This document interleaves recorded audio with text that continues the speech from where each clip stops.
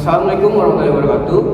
Perkenalkan, kami dari kelompok 10. Di sini kami akan mengerjakan tugas ulangan akhir semester membuat video atau short movie tentang bullying. Dan kami mengambil tema bullying dan kami mengambil dari teori perkembangan moral psikososial Erikson dan juga Kolbe. Enjoy videonya.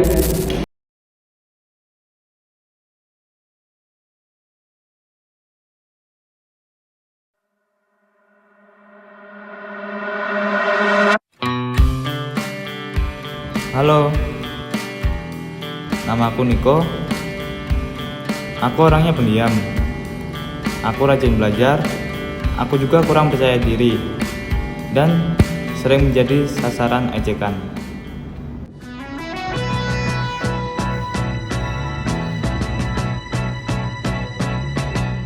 Halo, kenalin aku Bu Maya. Aku orang yang bijaksana, menjadi penengah, dan memberikan bimbingan kepada kedua siswa tersebut.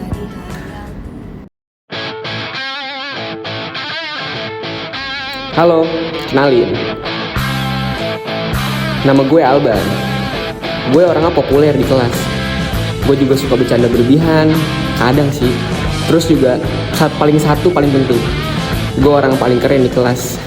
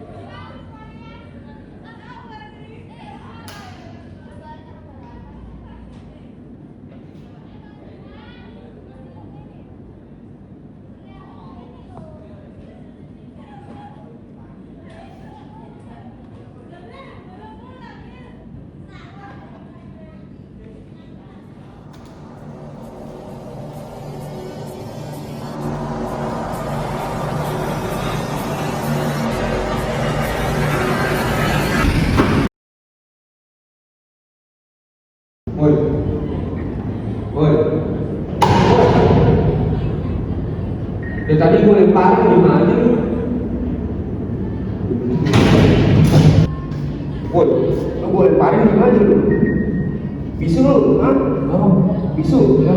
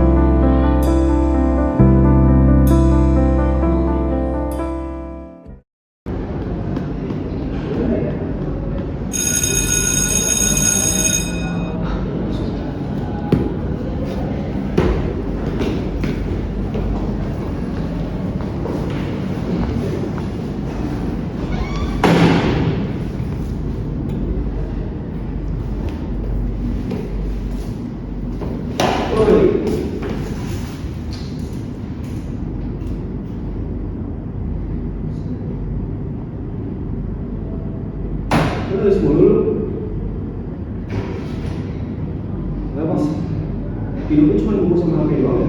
Hah? Kenapa? Ini kalau misalnya gua ambil, lu masih bakal lulus?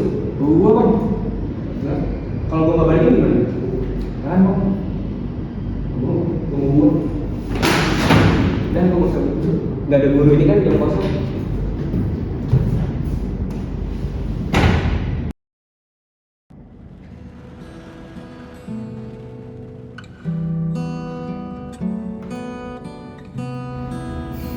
Aduh, aku sebenarnya nggak pernah ganggu siapapun. Kenapa aku selalu dijadiin bahan bercandaan ya? Apa memang ada yang salah sama diriku? Di balik awan hitam,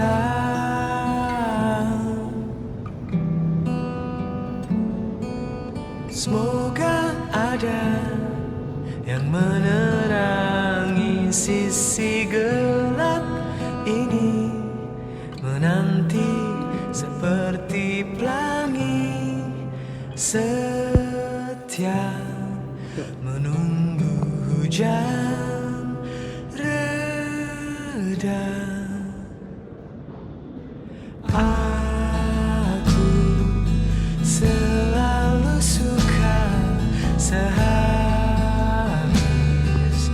hujan di bulan Desember, di bulan Desember.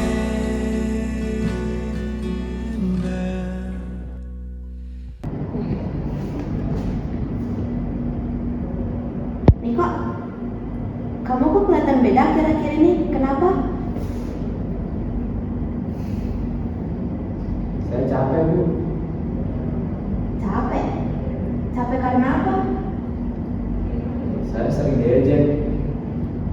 Awalnya cuma bercandaan, tapi lama-lama saya jadi takut masuk buat sekolah. DJ? Kamu DJ siapa? Gak ada bu. Gak apa-apa, bilang aja ke ibu siapa orangnya. Alban bu.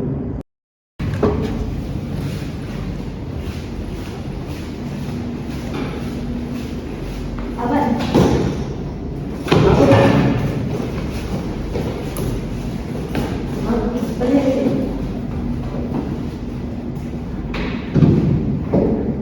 Kenapa sih bu?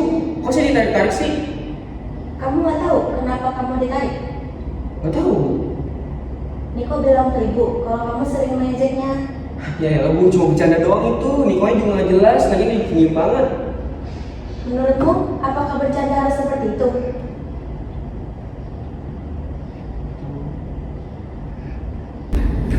Niko, sini.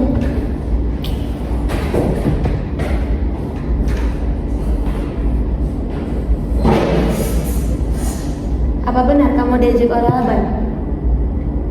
Iya bu. Saya merasa minder. Saya mulai malas sekolah. Dan saya merasa udah mulai nggak berguna. Aban, kalau hanya satu orang yang tertawa, sedangkan yang lain terluka, apa itu masih bisa disebut bercanda?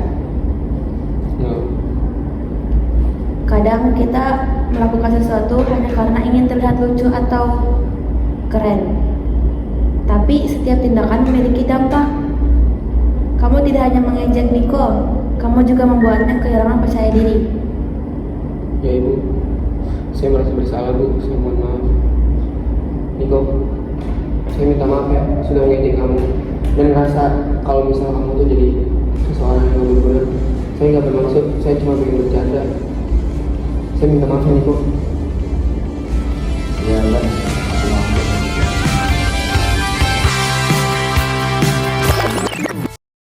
Saya aja dan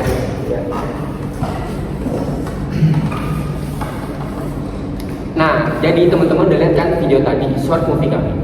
Nah, dari video tadi, kami mengambil dari teori perkembangan moralnya psikososial menurut Erikson dan juga teori perkembangan moralnya si Colbert. Yang pertama, saya akan menjelaskan dulu teori perkembangan psikososial menurut Erikson.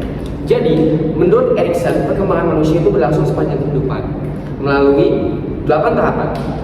Perkembangan psikososial, pada setiap tahap individu akan menghadapi suatu konflik atau krisis yang harus diselesaikan. Keberhasilan dalam menyelesaikan konflik tersebut akan membantu individu untuk berkembang menjadi pribadi yang lebih sehat, sedangkan kegagalan dapat menimbulkan berbagai masalah dalam perkembangan kepribadian. Lalu, remaja yang berada pada usia sekitar 12 sampai 18 tahun berada pada tahap identity versus role confusion atau identitas melawan kebingungan peran. Nah, pada tahap ini, remaja itu biasanya mulai mencari jati diri dan berusaha memahami dalam dirinya. Dan apa tujuan hidupnya, nilai-nilai yang ingin dianut, serta bagaimana perannya di lingkungan keluarga, sekolah, maupun masyarakat. Mereka juga mulai membangun hubungan sosial yang lebih luas dan sangat membutuhkan pengakuan dari orang lain, terutama teman sebayanya.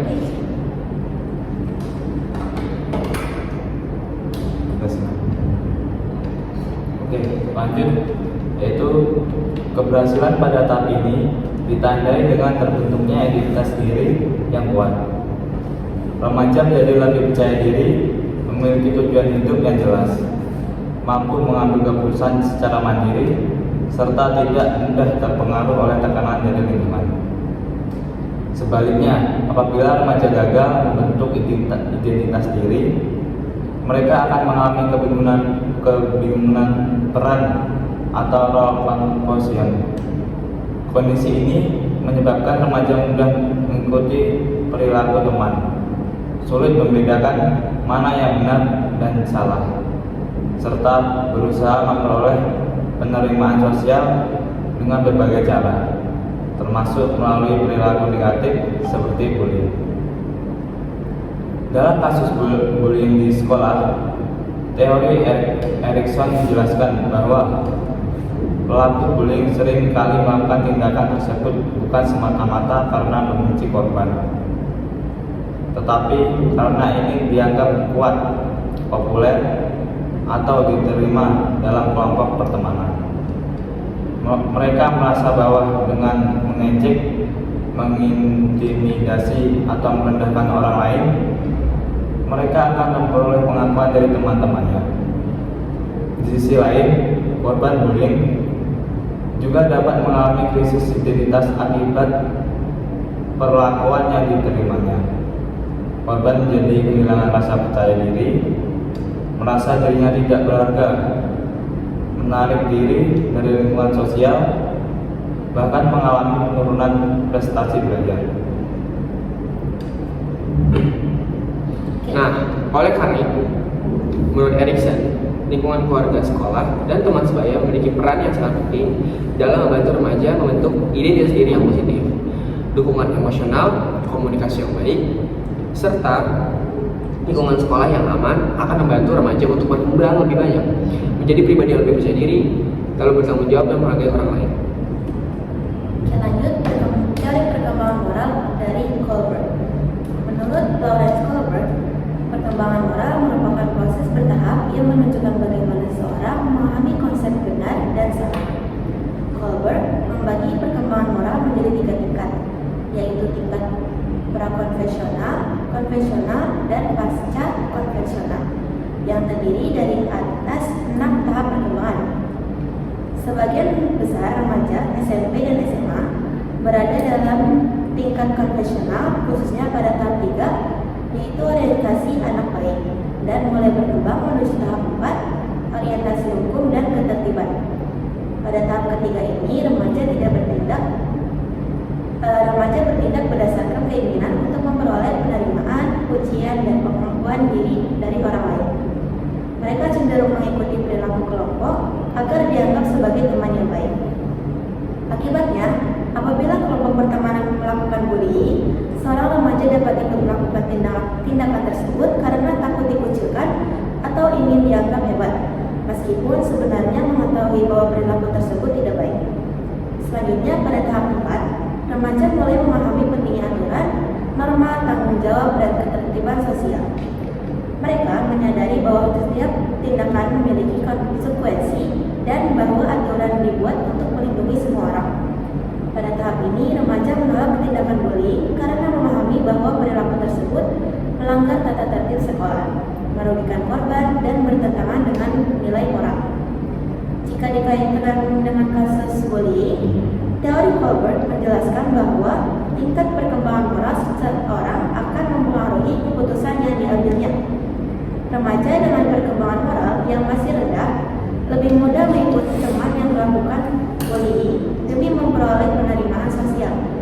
Sebaliknya, jika remaja perkembangan moralnya lebih baik, akan lebih berani menolak ajakan membuli, membela korban, atau melaporkan kejadian kepada guru karena memahami bahwa tindakan tersebut merupakan hal yang benar.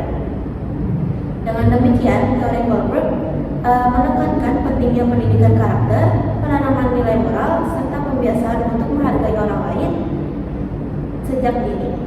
Sekolah dan keluarga perlu memberikan teladan, membangun budaya saling menghormati, serta melatih siswa untuk melakukan keputusan atau mengambil keputusan berdasarkan nilai moral, bukan hanya karena tekanan dari teman atau supaya atau takut terhadap hukuman. Nah, dari yang tadi, itu ada kaitan kedua teori dengan kasus bullying. Yang pertama itu teori Erikson dan Colbert saling melengkapi dalam menjelaskan perilaku bullying pada remaja. Erikson menjelaskan bahwa remaja sedang berada pada masa pencarian identitas, sehingga sangat dipengaruhi oleh lingkungan dan kelompok teman sebayanya. Sementara itu, Colbert menjelaskan bahwa keputusan remaja untuk melakukan atau menolak bullying itu dipengaruhi oleh tingkat perkembangan moral yang dimilikinya.